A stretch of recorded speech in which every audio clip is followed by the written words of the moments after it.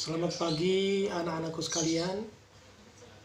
Di pagi hari ini Jumat, kita berjumpa lagi dalam pembelajaran jarak jauh PJJ kelas 5 mata pelajaran IPS tema 2 subtema 2.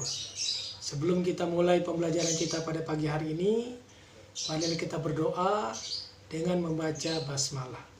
Bismillahirrahmanirrahim. Alhamdulillah, anak-anakku sekalian masih diberikan kesehatan sehingga dapat mengikuti pembelajaran pada pagi hari ini, yaitu pembelajaran IPS yang insya Allah akan Pak Guru sampaikan. Yaitu coba dilihat halaman 67 hingga 70 dan halaman 76 serta sampai dengan 78. Di halaman 67 IPS kita pada pagi hari ini yang pertama adalah pengaruh kegiatan ekonomi terhadap kesejahteraan masyarakat. Dalam kehidupan sehari-hari, kita tidak lepas dalam kegiatan ekonomi. Apa sajakah kegiatan ekonomi yang dilakukan sehari-hari? Kegiatan ekonomi meliputi produksi, distribusi, dan konsumsi. Ketiga kegiatan ekonomi ini saling berkaitan satu sama lain. Ya. Satu kegiatan ekonomi terhambat akan mengganggu kegiatan ekonomi lainnya. Yang pertama, produksi. Apa itu produksi? Produksi artinya, coba kamu amati kegiatan ekonomi pengrajin gerabah. Ya, seorang pengrajin akan mencari tanah liat sebagai bahan baku. Tanah liat ini adalah menjadi berbagai bentuk, misalnya gerabah. Gerabah yang sudah dibuat akan dijemur, kemudian dibakar. Proses akhir gerabah yang sudah dijemur dan dibakar tadi diwarnai, kemudian dijual kepada konsumen. Ya, dalam ilustrasi dapat dilihat ya, adanya kegiatan produksi. Dari ilustrasi tersebut, produksi adalah kegiatan menghasilkan barang dalam rangka memenuhi kebutuhan hidup. Jadi produksi adalah kegiatan menghasilkan barang untuk memenuhi kebutuhan hidup. Ya. Orang yang melakukan kegiatan produksi disebut produsen. Jadi orang yang melakukan kegiatan produksi disebut produsen. Coba kamu berikan kegiatan contoh produksi lain yang nanti yang ada di sekitarmu. Nah, kegiatan produksi berpengaruh terhadap kesejahteraan pemilik sumber daya ekonomi dan produsen. Bagi pemilik sumber daya ekonomi, adanya proses produksi memungkinkan memperoleh balas jasa. Balas jasa ini dapat berupa sewa, modal usaha, bunga modal, ataupun gaji. Dengan balas jasa ini, pemilik sumber daya ekonomi dapat memenuhi kebutuhan hidup secara memuaskan. Sementara itu, bagi produsen, adanya proses produksi menyebabkan produsen memperoleh keuntungan. Selanjutnya, keuntungan tersebut digunakan untuk menjaga kelangsungan usaha dan memenuhi kebutuhan hidup. Ini dilakukan dalam upaya mencapai kesejahteraan hidup. Yang kedua, distribusi. Ya, setiap hari kamu makan dan menggunakan pakaian. Bahan makanan tersebut dihasilkan dari suatu tempat tertentu. Pakaian juga diproduksi di daerah tertentu. Untuk mendatangkannya, bahan makanan atau pakaian diperlukan kegiatan penyaluran. Kegiatan inilah yang disebut dengan distribusi. Jadi distribusi adalah kegiatan penyaluran hasil produksi dari produsen. Kelancaran distribusi barang membutuhkan sarana transportasi dan akses yang memadai. Tujuannya agar hasil produksi dapat segera sampai ke konsumen dengan cepat dan tepat. Yang ketiga, konsumsi. Perhatikan aktivitas teman sekolah ketika waktu istirahat. Ada yang jajan di kantin, ada pula yang makan bekal dari rumah, jajan di kantin dan makan bekal termasuk kegiatan konsumsi. Tidak hanya menghabiskan barang, kegiatan yang dapat mengurangi nilai guna barang juga termasuk kegiatan konsumsi. Misalnya, kamu mengenakan seragam, memakai sepatu ketika sekolah, ya, dan begitu. Konsumsi diartikan kegiatan menghabiskan atau mengurangi nilai guna barang atau jasa untuk memenuhi kebutuhan hidup. Orang yang melakukan kegiatan konsumsi disebut konsumen. Orang yang menggunakan konsumsi disebut konsumen. Untuk mengkonsumsi barang atau jasa, masyarakat mengeluarkan pengorbanan tertentu. Ya, pengorbanan ini dapat berupa uang dan waktu. Dengan mengkonsumsi barang atau jasa, masyarakat berusaha memperoleh kepuasan optimal. Ini dilakukan untuk mencapai taraf hidup sejahtera. Kemudian kita lihat halaman 76 dan 78. Nah, di halaman 76 sampai 78, halaman 67 adalah jenis usaha konsumsi tadi ya, halaman 67. Jenis-jenis usaha yang dikelola oleh sendiri atau kelompok. Ya, jenis usaha ekonomi yang dikelola sendiri, ya. Usaha ini memiliki modal terbatas, biasanya dikelola secara sederhana. Ya, contoh usaha perorangan adalah pertama usaha pertanian. Sebagian besar usaha pertanian dikelola secara perorangan. Usaha ini memiliki modal terbatas, lahan yang digarap petani biasanya terbatas, seperti lahan persawahan dan tegalan.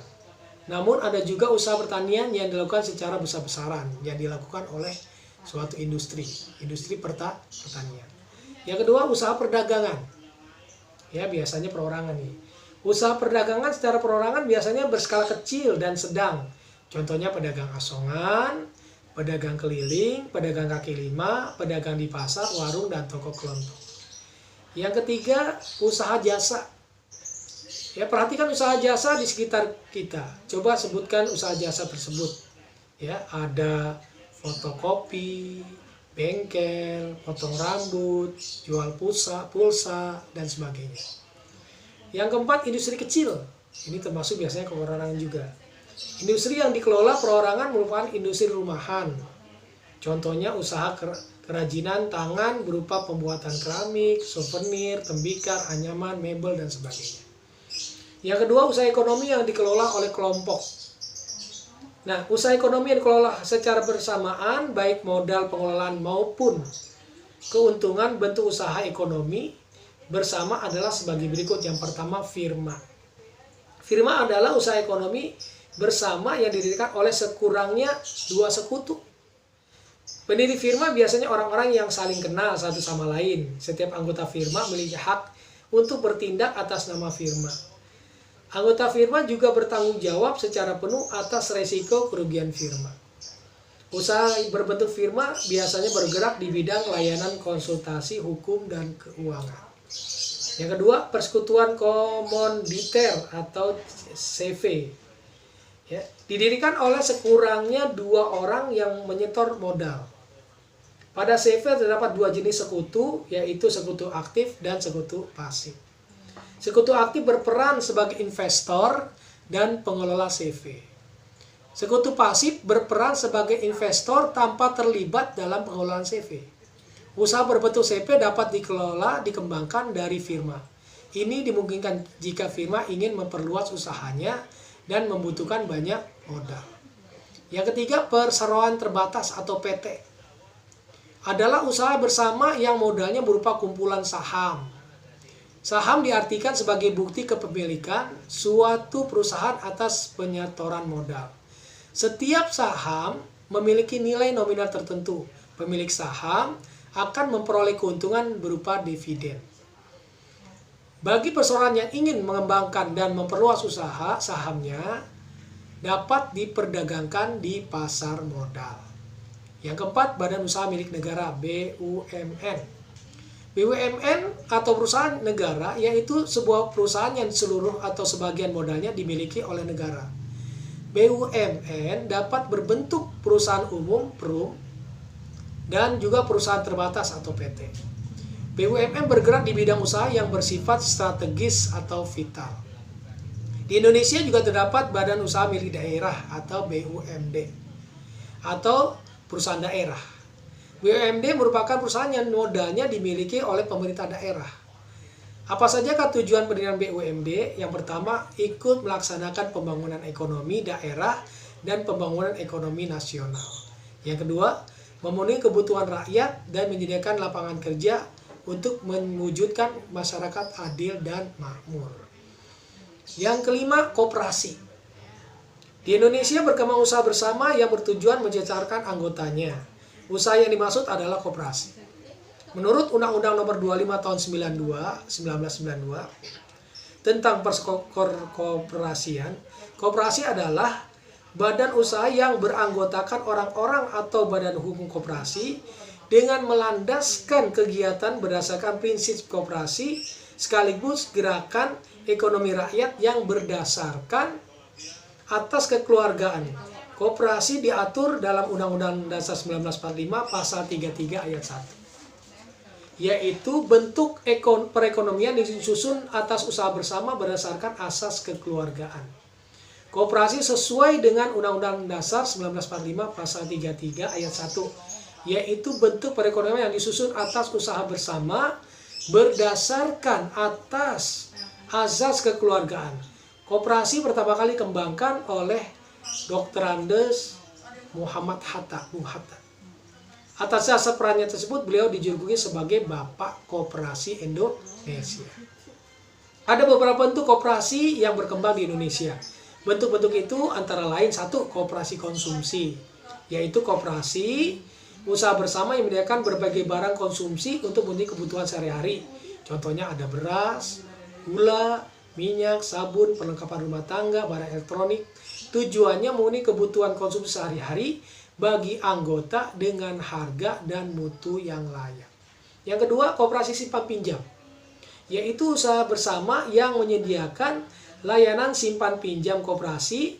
Jenis-jenis ini menerima simpanan dari anggota, selanjutnya uang tersebut terkumpul untuk dipinjamkan kepada anggotanya. Yang ketiga, koperasi produksi, yaitu usaha bersama yang menyediakan bahan baku produksi dan menyalurkan hasil produksi anggotanya. Koperasi ini beranggotakan para produsen atau pengusaha, misalnya pengusaha batik, tahu, tempe, sapi perah, dan sebagainya. Yang keempat, koperasi jasa, yaitu usaha bersama yang menyediakan layanan jasa tertentu bagi anggotanya seperti koperasi angkutan dan lain-lain. Yang kelima, koperasi serba usaha. Koperasi yang usahanya bersama mengolah berbagai jenis usaha, misalnya menyediakan barang konsumsi, simpan pinjam, ya, penyediaan bahan baku, penyaluran hasil produksi, contohnya adalah KUD, Koperasi Unit Desa. Nah, demikian pembelajaran IPS. Untuk tugasnya nanti kamu lihat halaman 78, kamu kerjakan nomor 1 dan 2. Halaman 79 kamu mengisi tabelnya dan juga kamu meringkas, ya, yang tadi halaman 67 sampai 70 dan halaman 76 sampai 78. Demikian pembelajaran kita pada pagi hari ini pada IPS subtema 2, tema 2 subtema 2. Kamu kerjakan, kumpulkan sebelum jam 12 malam, 12 siang, ya, di grup kelasnya masing-masing. Demikian, wassalamualaikum warahmatullahi wabarakatuh. Semangat. Allah.